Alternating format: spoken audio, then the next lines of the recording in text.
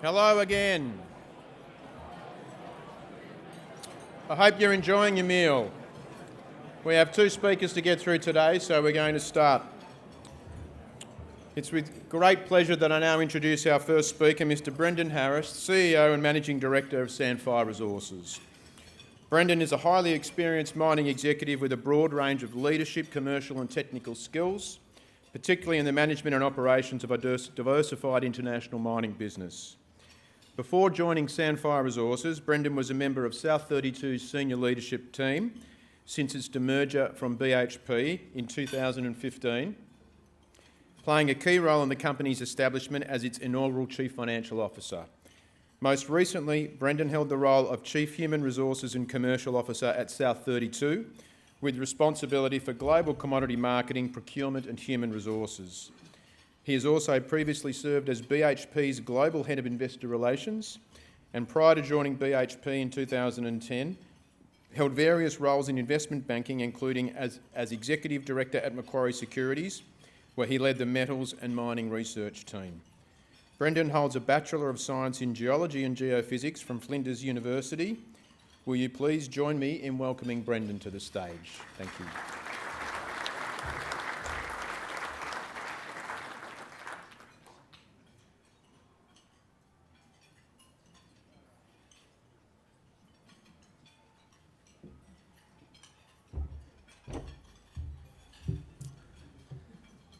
Before I kick off, I should say it's not a bad photo, is it? It's not often you get to see a mine that's literally only having its anniversary. So hello and good afternoon. Before we get started, I'd like to acknowledge the traditional custodians of the land on which we stand, the Gadigal people of the Eora Nation, as well as the First Nations peoples of the lands on which Sandfire conducts its business. We pay our respects to their elders and leaders, past, present and emerging. Thank you for the introduction. My name is Brendan Harris. I'm the CEO of Sandfire, a growing global copper producer and explorer. I feel very much at home here in Sydney, having spent the better part of a decade in this wonderful town through the 2000s, predominantly with Macquarie. There's a lot of friends in the audience, in fact, and it was an incredible time to be a mining-focused finance professional as China went through its generational urbanisation-charged growth phase that had such a lasting impact on our industry. Some good, some bad. And here we are today at another critical juncture in our industry as we scramble to supply the critical minerals the world desperately needs. Of course, to electrify and decarbonise the global economy. And there is no more important metal than copper as the most viable, efficient conductor of electricity that we have. So let me tell you a little bit more about Sandfire and the plans we have to become a sustainable global mining company and copper producer of significance. But first, of course, can I ask that you take note of the usual disclaimers in relation to today's presentation. Having joined the company just over 12 months ago, one of the first things we set out to do was to co-create our new purpose. We mine copper sustainably to energise the future. We are particularly and unashamedly proud to be part of the mining industry, part of our local communities, striving to make real change for the better. We must work safely every day, look after each other, the surrounding environment and of course heritage. To be a successful company and a sustainable mining company, we just have to do the basics well. That's how we'll protect, generate return and recycle capital over the long term, grow total shareholder returns and create lasting value for those host communities and, of course, those host governments. It's also why we have intentionally developed a simple strategy designed to sharpen our focus around 5 strategic pillars. Empower our people and define clear lines of accountability, something I'm very passionate about. Deliver safe, consistent and predictable performance, again doing the basics well. And reducing our carbon intensity as we increase our reserves and importantly, demonstrate capital discipline. And you'll notice that rather than being a strategic pillar, we believe that our ESG framework must permeate and be integrated in everything we do, with safety at its core. Nothing, of course, is more important than the health and well-being of our people. While our TRIF of 1.9 remains at the low end of industry norms, we can't be complacent. A recent increase in high potential incidents in our business provided a timely reminder of the work we have to do. More broadly, we believe a transparent and inclusive culture that values diversity will deliver the challenging targets that we've set ourselves. And I'm pleased to say that my leadership team now has as many talented women as men, while our board has also achieved its 40-40-20 target. And John, I'd just recognise our chairman who's in the audience. Alongside the vital role we play as a copper producer, we've also made a series of firm commitments to decarbonise our own business, and we're making strong progress there. Just as we are in our efforts to establish what we call the Sandfire way of working, which is a foundational body of work that will establish the policies, standards and procedures we need to manage and govern a growing global business.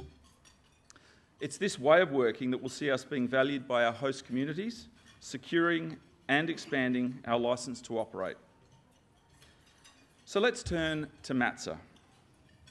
This short video we'll play in a moment will give you a better feel for our modern mining hub rooted in the Andalusia region of the Iberian Peninsula. For those of you who have visited this region, you will know how beautiful it is, with its prolific Australian gum trees and rolling hills. It's very easy to feel right at home.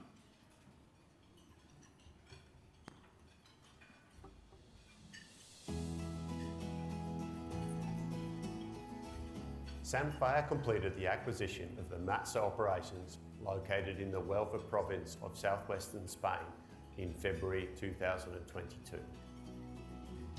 The MATSA operations include a world-class polymetallic operation with 3 underground mines. We have the Aguasinitas, Magdalena and Sotiel. The 3 mines combine to produce 4.7 million tonnes per annum of ore, which is treated in one facility here at Aguasinitas to produce 3 mineral concentrates of copper, lead and zinc, which are then shipped through the port of Huelva. It is a large-scale, long-life base metals asset that allows Sandfire to leverage its strong mining, processing and exploration expertise. The broader MATSA portfolio offers exceptional exploration upside, and together with Sandfire's emerging operations in Botswana, is expected to become the backbone of the company's business for the next decade and beyond.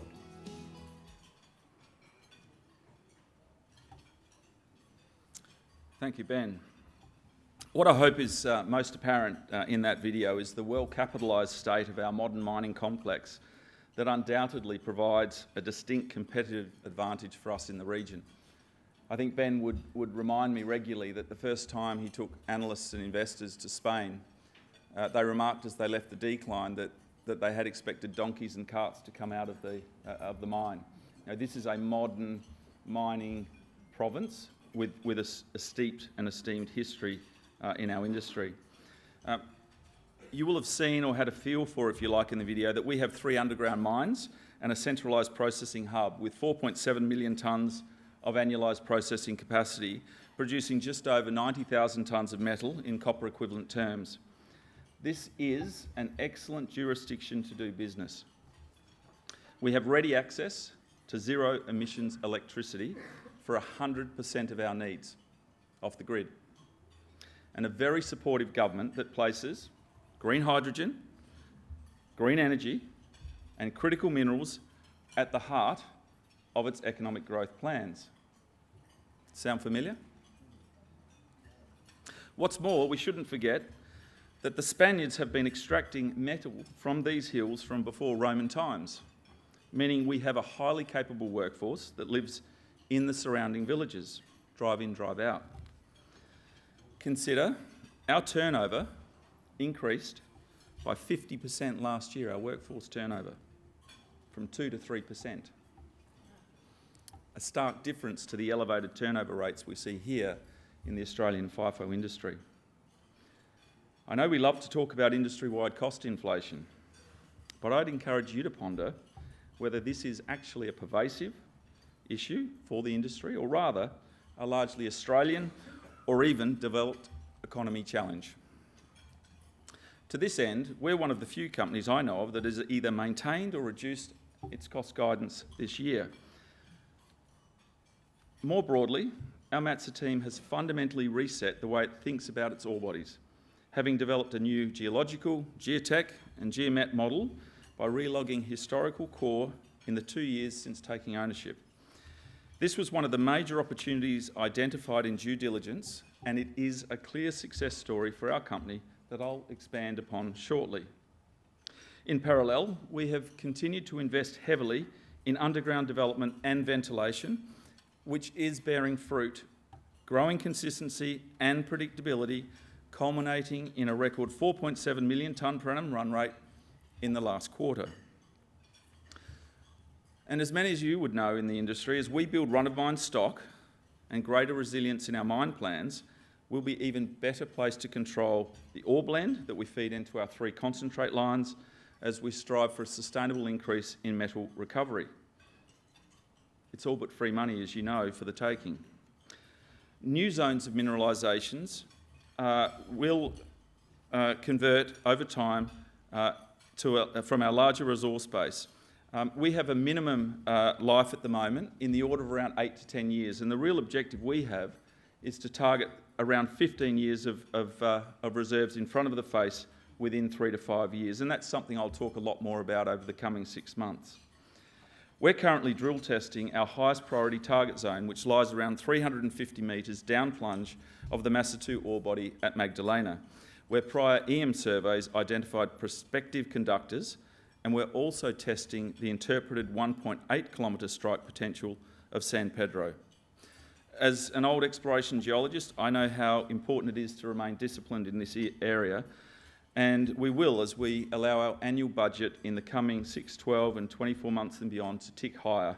And that's really a function of the prospectivity we see on the ground and the potential to grow NPV per share in the most capital efficient way I know. So let's turn to Mateo. Again, I hope you enjoy this quick introduction to our newest mine, which I consider to be the jewel in our crown. Thanks, Ben.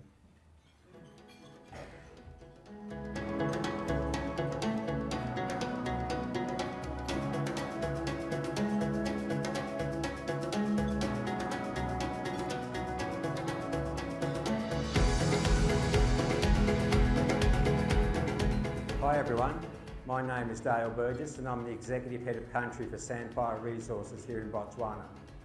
Today I'm situated at Sandfire's newly opened Mateo copper mine, located in the Kalahari copper belt, approximately 70 kilometres from the township of Hunzi.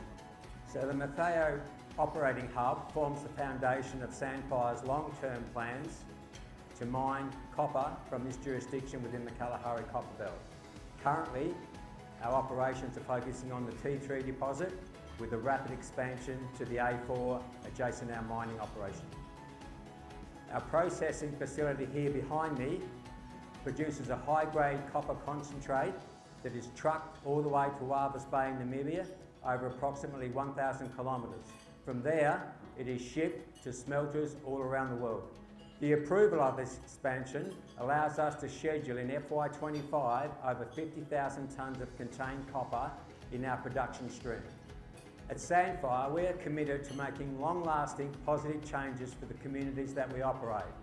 Our community relations programs are built around 4 pillars of education, public health, female empowerment and youth development. Sandfire is committed to training, recruiting and developing our local workforce for the betterment of the future of this country. Currently, 97% of our workforce are local Botswana people. I'm a mining professional who's been in the industry for 34 years, both underground and open pit, and I had the opportunity to join Sandfire Resources 2 years ago and to be a part of this exciting operation here in Botswana. So it's incredibly important for the country of Botswana, this mining operation. Annually, through direct royalties and taxes, we'll be contributing over 700 million pula per annum to the economy, and obviously the ongoing direct and indirect jobs. Currently we have 1,500 directly employed people on site, and obviously for every direct job there are 3 or 4 downstream roles as well. So incredibly important for the country.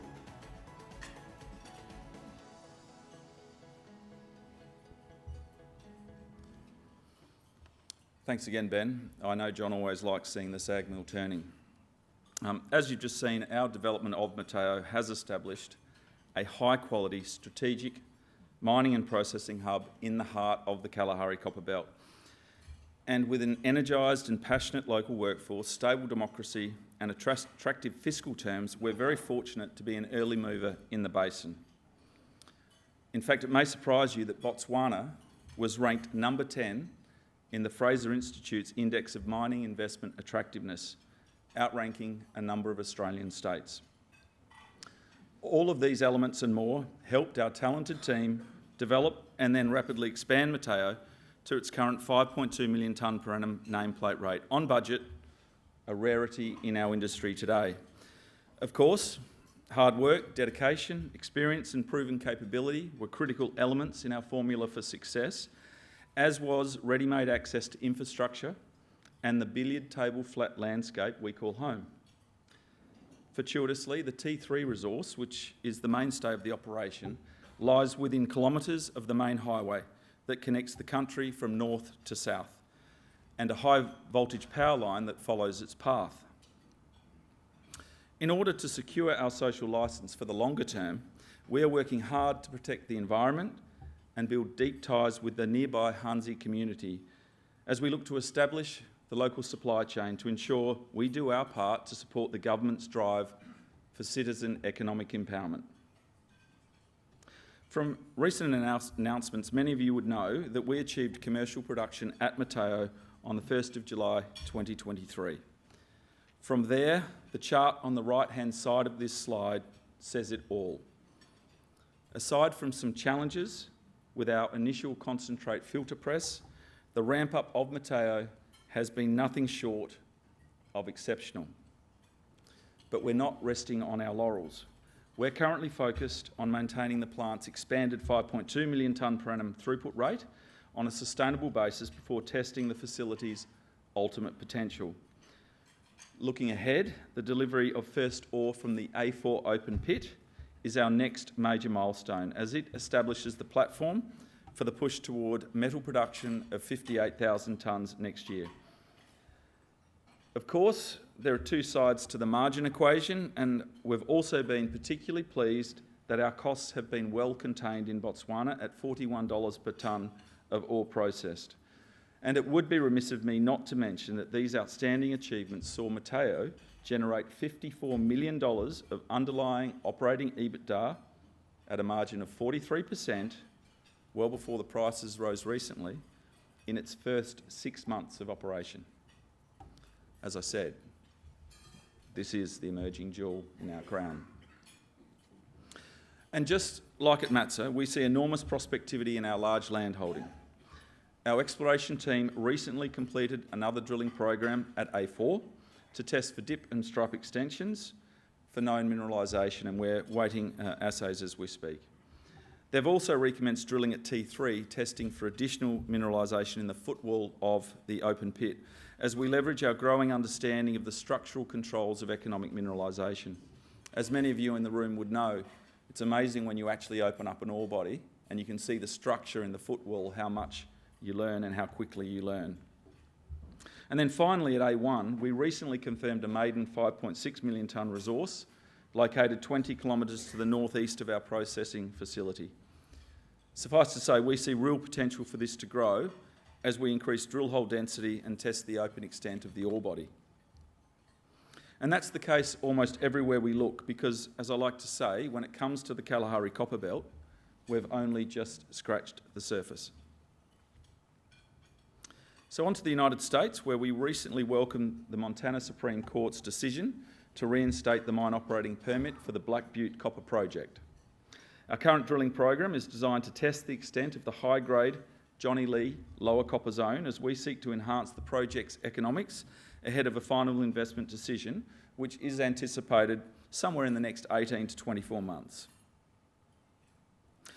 So when we bring this together, we land at our guidance for FY24, which is unchanged from what we conveyed when we reported our March quarter results. As we said then, Mateo is tracking very well, while Matsa is running hard with a wet sail as it seeks to catch up lost ground. So we're far from perfect. We're always learning, but on the whole, we're going pretty well. The medium and long-term fundamentals for copper keep getting better, and we're well positioned to deliver 50% growth in copper equivalent production across the 2 years to the end of FY25 into what will likely be an increasingly tight market. Not many companies can say that. So thank you. I look forward to coming back and joining you for questions. Cheers.